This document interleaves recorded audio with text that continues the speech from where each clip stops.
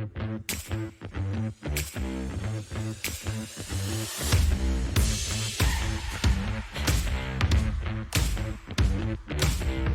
guys, welcome back to the Resilient Lounge. Today my guest is Emma Worker, who is a learning and development consultant / specialist at what she does.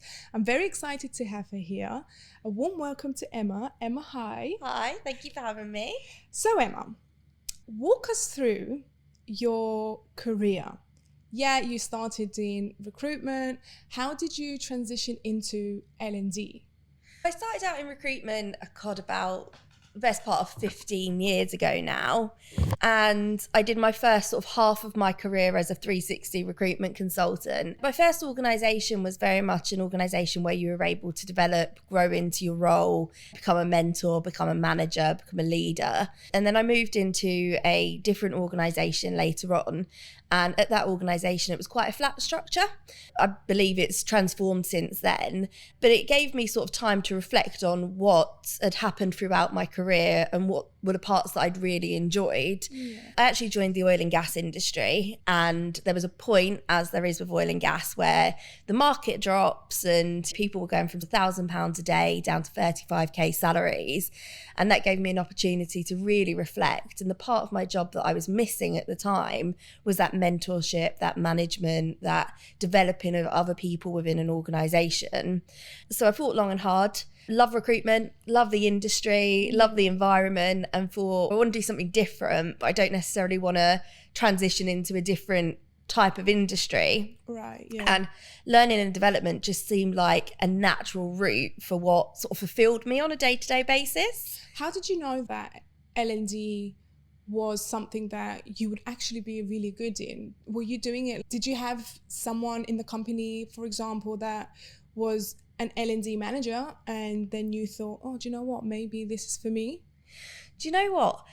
Not necessarily. So in my first company, it was a very good training company. We used to get headhunted at 6 months because they knew that they'd put you through a training program. They'd seen that you'd been developed. So everyone thought, oh, we'll get them after they've already had all of their training done. So I had that influence, but I think it just genuinely came quite naturally to me. Yeah. But the funny thing about that was after my first L&D role, I was solo, I was standalone. My L&D confidence actually really took a knock because I didn't have anyone who was a specialist who was able to say, actually, you're doing a good job, you're doing it right. So from there, I sought out an L&D manager. And actually, a lot of the stuff that I do is quite innate. But sometimes when you do something innate, you need that external confirmation from somebody who knows the theory to say, you're doing all right. You're doing great, sweetie. So I think it was more of an instinct of something that has always been part of my life, but just never in a professional capacity. Were you not afraid to do the change? Yes, the change was very significant. For starters, not even just the change of what I was actually doing. My salary increased, but my commission disappeared. Yeah. Oh my gosh. So it probably took me, I'm not bad at managing my money, but it took me 2 years roughly to be like, you do not earn commission anymore. So that was a massive transition. I think that was a big sort of financial sacrifice. So you have to back yourself if you're going to take a massive dip like that. So I think from that perspective, yes. But from a, can I actually do the job on the fundamental level? No, I knew the skills. It was just, can I impart those skills onto somebody else in an efficient way? So that wasn't, it was the money. I can understand that. I know, because obviously I'm in recruitment as well. And then when you have months where you're not getting the commission that you got the previous months of whatever, it's like a major shock. Yes. And so you clearly leaving from recruitment and then starting something with just a basic salary, of course it's going to be a different, and it is scary as well, because you could manage your salary in a sense that, okay, if I make this many placements and I know next month I've got this amount of money. So you're basically how much money you're going to make for the next month. Whereas having just the basic, it is scary. However, what I do love is that you knew that your salary would drop, but you went for something that was fulfilling. Oh, absolutely. And I think that was a massive turning point for me. I was really fortunate that I bought my flat very young. So that was a massive financial milestone. And I think part of what went through my mind at the time was, we all know what recruitment is. It's incredibly lucrative. And I think there's a point where if you're in it long enough, you're in it for life. That's it, yeah. And this was my turning point of, I either stick at this, or this is the point where I've got no massive commitments financially other than my mortgage, which I can do on the basic. This is the time. And the lovely thing about L&D is that you build it back up, right? You might take your dip to start off with, but then it becomes part of your salary rather than part of your commission. Yeah. So yeah, it was a bit of a leap, but it was definitely stars aligned moment of this is the right time to do it. That's really interesting. So this is the inspiration for you of transitioning into L&D and then opening up your own company called Enhance. Yes. Correct? Yeah. So what type of clients do you work with? So my target client are clients that are either looking for one of two things. So they're looking for headcount growth, or they're looking for financial growth. And that might be because they're in a genuine state of growth. It might be that they scaled back for a period of time and they're looking to rebuild. And it might be just that they want to improve the consultants that they have in the organization. So I'm looking at people that want either growth in headcount, growth in financials. And my target client is anywhere between a startup where they're bringing on new employees through to headcount of about 40 or 50. Does it have to be specifically recruitment agencies or any high pressurizing kind of jobs in a sense? At the moment, so the business is called Enhanced Recruitment Training. Right. So at the moment, my focus is very much on recruitment. There are definitely some of my courses that would be able to transition into any sales environment, or even any leadership environment when it comes to management development training. But in all honesty, recruitment is such a lucrative business, and there's recruitment agencies popping up that need support left, right and center. And the thing about those companies is the managers, the team leaders, the directors are so busy doing the job and managing everybody that it's really hard to fit that training in. So as an expansion in the future, absolutely look to go into other industries. But right now, to diversify would be to dilute what I'm doing with recruitment. How do you tailor your program specifically to each company? Do you have a meeting with directors or something beforehand, asking them like, what is it that you need? How do you tailor specific programs to each recruitment agencies? So I have at the moment a few different programs. I've got an onboarding program. I've got an experienced, which is 8 to 18 months. I've got an expert for your high billers. I've got a specific BD, and I have a management program. The way that I tailor it is, first of all, I sit down with the directors. I understand where the business is at, and I tailor it in language. So if they use a different word for the same thing, we make sure that those get swapped out and I'm speaking the same language as them. But then on the sales side of thing, and actually leadership, what I will tend to do is spend a couple of hours with a sample set of consultants or team leaders where I really look at the business and I get into what their processes are. I understand what's working for them, because what's working for them is incredibly important. What's not working for them, where they want to go and where they're at right now. And off of that, what I do is I produce a report to the directors to say that these are the trends in your business. This is the program that I would suggest, which is going to impact key metrics straight away, and do a 3 to 6 month plan as to what that's going to look like for them.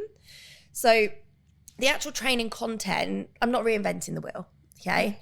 But what I do is I make sure that it's very specific to the organization that I'm working with, which means that everyone comes out of every session with an action to go and implement that day to make some sort of reward, some sort of impact on their business. And I can vouch to that because you did come and do an L&D kind of like program for us at our company, the recruitment agency that I work at.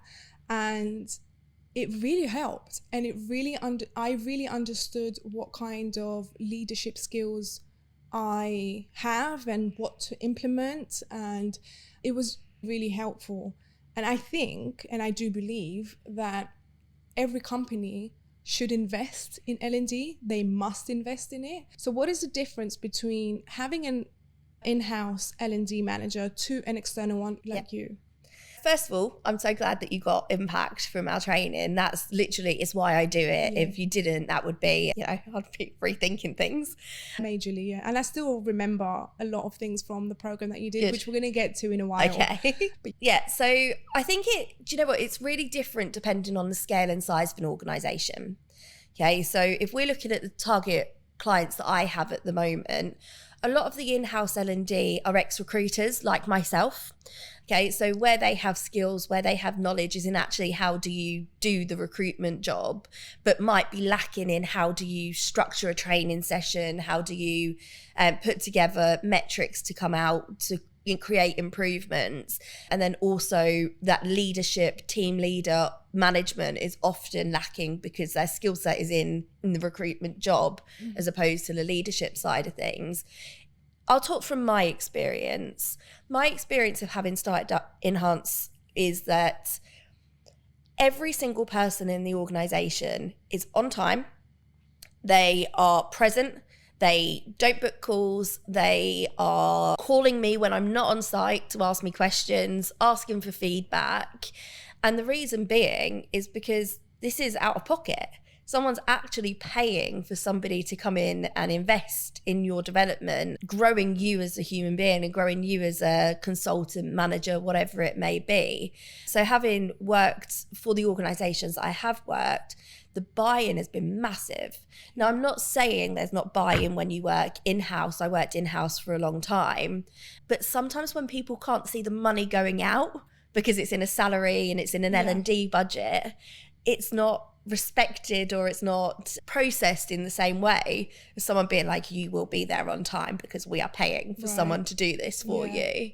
So I've had many different experiences of this, but that's my biggest takeaway since starting out by myself would be the complete buy-in from director down to consultant.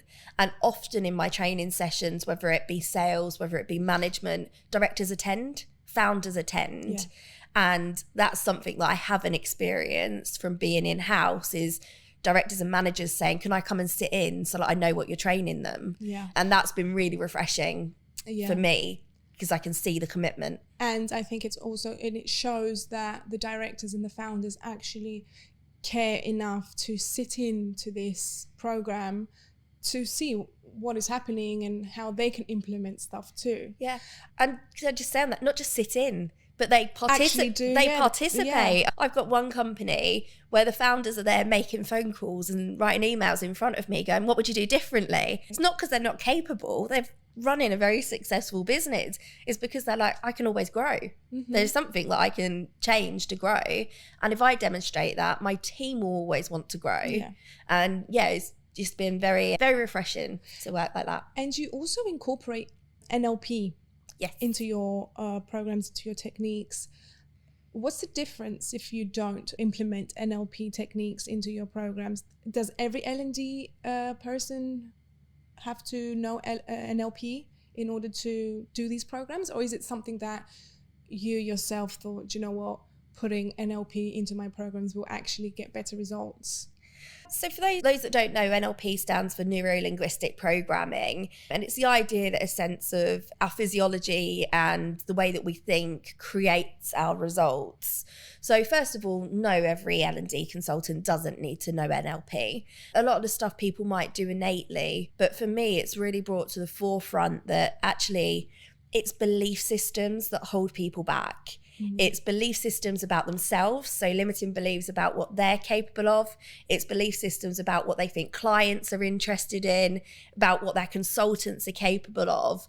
And what NLP does as a contribution to my courses is that we really reframe things from, what if this happens? What if that goes wrong? I can't do it. That person's restricted here, to being like, what if it all worked out? What if it all went really well and you went into it thinking, I'm going to smash this, I'm going to win, rather than thinking, what are all the hurdles I'm going to have to get over? So you basically change the mindset of the individual.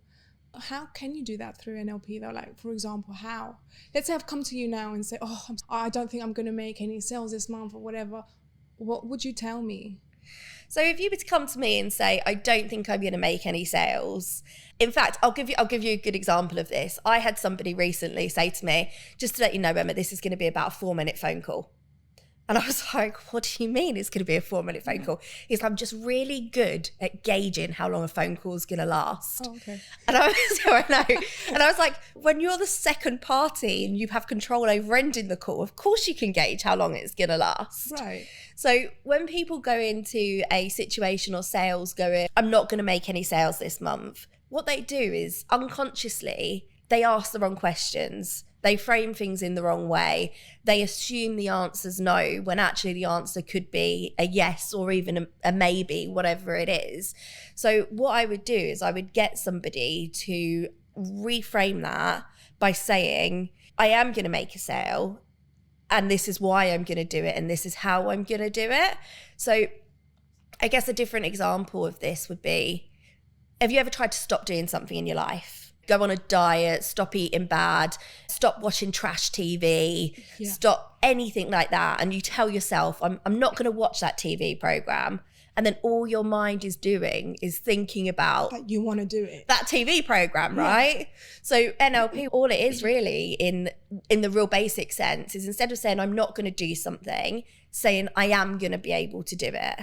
Okay. And then doing other things like when you think you're not going to achieve something, you sit in a certain way and you feel a certain way and your tonality goes in a certain direction. So stand up, open up your chest, speak with confidence, believe in what you're actually going to do. It's not rocket science. It's just getting people out of the negative thought process and trying to get them into a positive thought process. Yeah. It's basically rewiring the brain. Yeah, absolutely. To think positively and being in a better state of mind. And if you tell yourself that over and over again, you start to believe it. But then also when you do get rejections, it doesn't feel like it because you're like, I'm going to succeed. Exactly. Not on that time, but the next time it's going to work. I'm also a firm believer of, because I used to do this when I was young, my mum actually taught me this, that if I had exams going on or whatever, she would always get me to record myself. Right? And then hear myself back while I'm sleeping. So I put my headphones in while I'm sleeping. So unconsciously, I'm receiving the information. Yeah. Do you think that is something that is actually true? Yes, because I'm not a sleep expert. I'm not sure how well things go in, but your brain basically unconsciously while you're sleeping, filtering in that information. I think and it did work because you guys, like I was going obviously to do my exams and everything. Of course I was stressed. I didn't already have all the information there, but I think it did help. And it also does help for public speaking as well. It's just like hearing yourself back. It's like ways of rewiring your brain is crazy. And also the motion that you have when you say these things to yourself. So I don't know how much you know about kinesthetic learning. Most of us have a very big kinesthetic element to us, which means that we take on board information better when there's motion involved. Yes, that's whether that's scribbling, whether that's writing something out, being up at a whiteboard, jumping around, whatever it is. So when you're trying to rewire some of these thought processes, if you're sat there all slumped over going, I'm going to get this sale today, you're not going to get the sale. If you're like pumped up and you're like, guys, I'm going to get this sale today, then your body is changing its physiology from what it was looking at before, which is, it's not going to work. I'm down and out, to being actually, I'm pumped. The belief is going in because kinesthetically I'm allowing it to go in. And it's not all about like jumping around and positive thinking. It's just about telling yourself the story of success rather than telling yourself the story of failure. Yeah. So what are the types of, so there's kinesthetic, auditory, visual, and then reading and writing. Yeah. What do you think most of the population is? I don't think there is a most of the population. We're all a little bit of everything. It was quite funny because I was doing a management development program and this guy said, he basically was very unhappy with his manager and he was like, we just don't get on, it's not working. I'm like, well, talk to me. And then he was like, well, just text me instructions. I did his VARC, which is what we're talking about. And he was 0 on reading and writing. Right. And he was really low on visual. So for him to get a text with instructions, I'm not doing it. I don't want to. You can't communicate. And actually, really, the manager just needed to give him a call and say exactly the same thing. Right, yeah. But for his understanding and his ability to take something on, a text is The reason I ask that is because nowadays everyone is on their phones. Yes. Specifically like TikTok, social media in general. And TikTok nowadays has become a search engine, right? So if I want to learn how to make a cake, all I have to do is how to make a cake on TikTok and just watch the video on how they make it. So that's the reason why I asked you, is because nowadays we're all on social media, and I'm thinking maybe the way we learn is completely different now.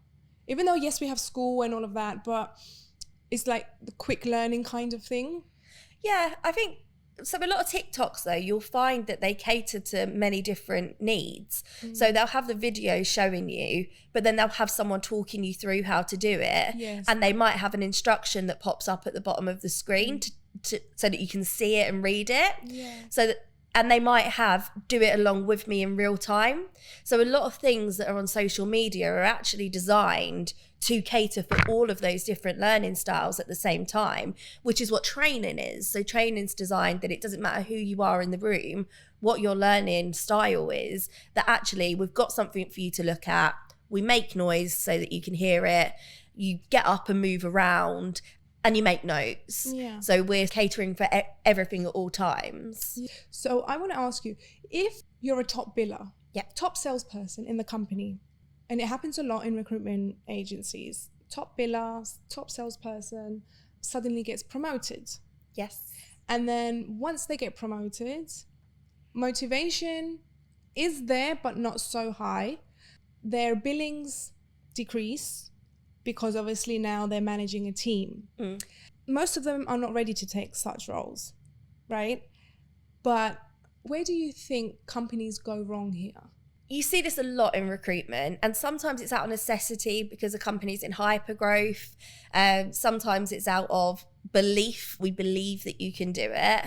Often people haven't transitioned, so it's quite a jarring experience. If I was solo and I'm now a team leader, a manager, whatever my title is, and I have other responsibility for other people. So there's a gap that's not being bridged where people need to mentor. They need to learn some of those skills, learn some of those behaviours before they're given that as a full responsibility, and actually really get to grips with what does it mean to be a manager. An organisation that I worked with ran a mentor programme, and at the end of it, people will then ask, do you want to be a manager or not? And some of them opted out because actually they realised what a manager's job is. And they were like, I don't want to be doing that. And then others were like really informed and saying, yeah, hands up, that's what I want to be doing. So bridging that gap between being completely solo and then moving into a role where you're responsible for other people. Because you've mentioned there that some people's billings will drop. Other people will maintain their billings, but they won't do the development of the new team. Something, it will be like a seesaw. Yes, yeah. Thing. It won't be all 100% going up. Yeah. So something does shift. Yeah. Have you ever seen a case where actually it all went great? There is the rare person who is just able to balance life, right? There really is. And there's also the situation sometimes where you hire people that just get it. But those two situations are far less common than hiring people that need help and support, or having managers that don't yet know how to balance their time, or maybe aren't necessarily wholly invested in the leadership role right now. Okay, so let me ask you, how can one know if they're aligned with their why? Because I know you did write a post about this on LinkedIn as well, but how does one know that they're aligned with their why, like their purpose? The really difficult thing with this is most people don't know their purpose. Most people don't know their why. We have a habit in recruitment of hiring people because they say they're financially motivated. But when you actually get down, there's an exercise that I do with new recruits where I say, who's financially motivated? They'll put their hands up. I'm like, okay, who's going to sit at home and count their wads of cash and throw it up in the air and have a party? And they're all like, no one. Like, right, what are you doing with that money? And it might be buying a home, it might be buying something for prestige, it might be having a nice lifestyle. So I think first and foremost is actually spending time working out, what are your values? What is your why? And until you understand that, it's quite hard to align your job to it. And it's definitely hard for team leaders and managers to motivate somebody when they're not really sure why they're doing it. Yeah. And because we're quite a generally young industry, a lot of people might not or know what their actual real core reason for doing things is yet. So I think there's a case of just exploring it. And if someone gives you what you think is a surface response, getting them to go away and say, well, what's that going to do for you? Because it's what's it going to do for you, and that emotional tie to it that is going to be the reason why they're actually doing what they're doing. So let's say someone starts work, a corporate job at 18. I don't know if they know themselves well enough to being emotionally intelligent at this point to know themselves enough or to even understand their why. I think they need a few years of experience to understand what they want to go into and understand obviously their why and the purpose and the reasons why they want to go into that. And this is where we go into DISC profiling. Do you think that if someone knew about their DISC profile, they would choose jobs differently or be different in job in different types of sectors, departments? Let's talk about DISC. What is DISC? If I could just go back to the why bit there for somebody very young, what I would do is you break the why down into micro whys. So your overall why would be one thing, but right now we're 18, it might just be to get enough money to move out. Yeah. It might just be to pay for your first own holiday. So you can start small and then build into big and know that it changes over time. But to get onto DISC, so some people will be aware of DISC, some people won't be. DISC is a personality profiling, which I have it here, tool. Oh, thank you. It's a personality profiling tool. It derives from the same area as Myers-Briggs, which is also quite a commonly known one. The reason why I really DISC is because DISC provides you 3 different pieces of information. It provides you what someone's foundation and their core is. It also tells you what they think their core is, right. But then it also tells you about how do they behave on a day-to-day basis. And without DISC, I could spend hours talking about it, but basically it breaks it down into 4 different personality types. So dominance, influence, steadiness, and compliance. Right. And those 4 different categories make up the way that you behave, the way that you take on information, and the way that you process it and go out and act upon it. Right. So for me, understanding somebody's DISC doesn't mean that they should go and pick a certain industry to work in. So for example, someone who's highly compliant, so they really want to understand what's going on, they want to get things right. So that doesn't mean that they need to go and work in finance or be a librarian. Or a lawyer. Or a lawyer. It doesn't mean that has to be. It means it would lend itself to that personality type in the same way that somebody who is a high influence person doesn't have to go and be an actor and do stage work and be in the limelight at all times. What DISC tells you and how DISC helps aid managers, team leaders and teams and people is to say, why don't I work like this other person? And what benefit does the way that I work bring to the table? Right. So somebody in recruitment, for example, who is a compliant person, who could be a lawyer, could be a librarian, could be a finance person, actually, they're going to get everything right. But they're going to be a little bit slower out on a starting gate because they want to understand everything. How it works. Exactly. They're going to want to get into the grips of it. But when they do it, it's going to be, perfection. Yeah. Someone, if I just keep to the same 2 examples, someone who's a high influence person, they're not in the detail. They don't know what's going on with the contract and the information, but they're going to rally the troops in times where things aren't going as well. They're going to make really good connections with clients and candidates. Every part of DISC, every personality style brings something to the recruitment industry and to any working industry. Where DISC is incredibly powerful for leaders is when they feel conflict or when they feel like they're not being heard or listened to by the team, to actually understand that maybe they're not processing the information in the same way that you want them to. Because I remember when we did this, when you came in and we did our program, I was an SC, basically. I was high C and then S, which I was compliant and steady. Whereas the other managers, they were high Ds or Is. And I was completely different. But even you had said, I even looked like the black sheep of the managers. But obviously I operate in a completely different way. I never understood why they operated that way. But when you came in and we did DISC profiling, I was like, okay, now I get it. And now I understand how to work with them, what not to do, what not to say with them, because you get to understand how they operate. And it's just so important. How can someone do DISC on their own? Can they find it and do it on their own, or do they have to have a professional do it for them? Not necessarily. I think that there's lots of online tools where you can do personality profiling yourself, and you can do it for free. To produce the reports that I've given you, you need to be a member of DISC.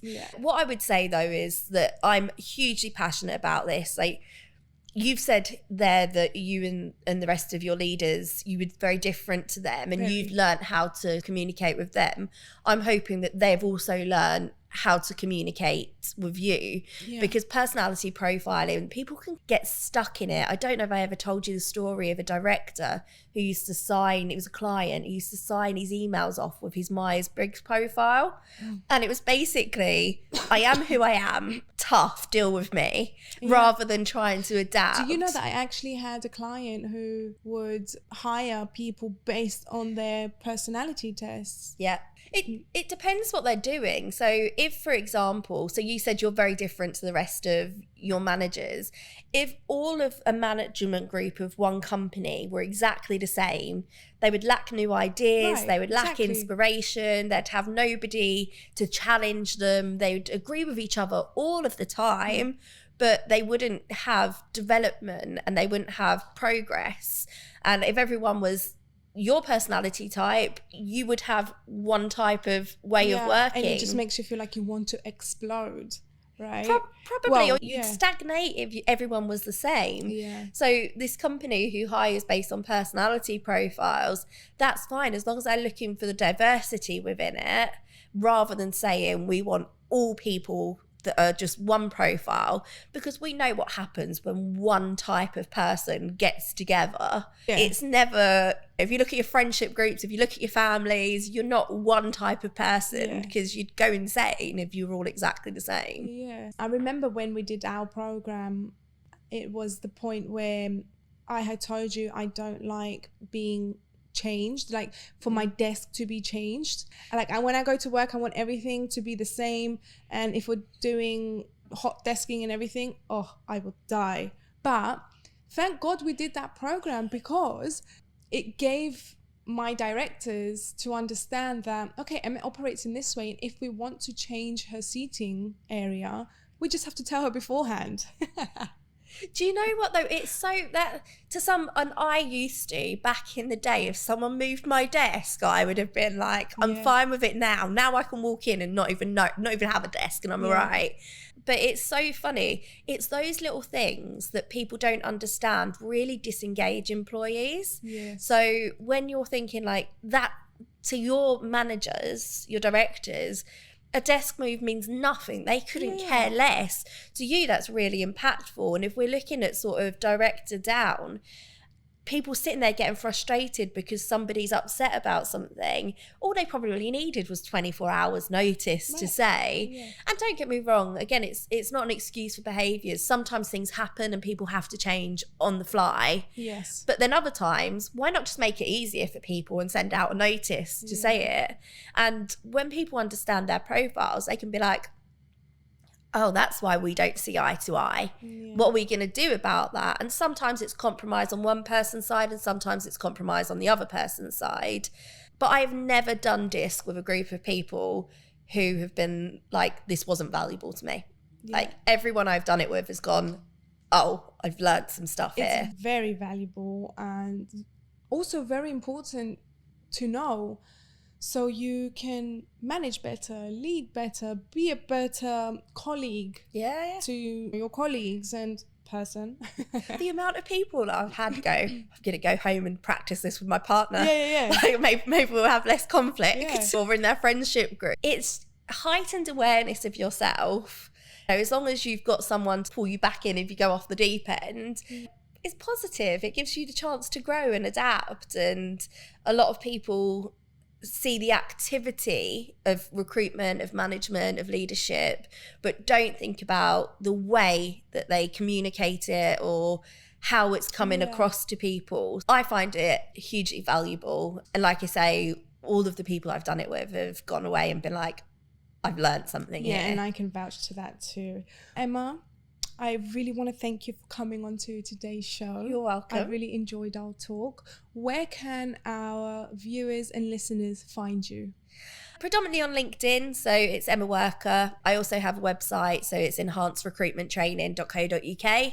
Reach out if you want to hear about DISC, if you want to hear about NLP, management training, sales training, give me a shout. Yes. All right. Thank you very much for tuning in today and see you guys next week.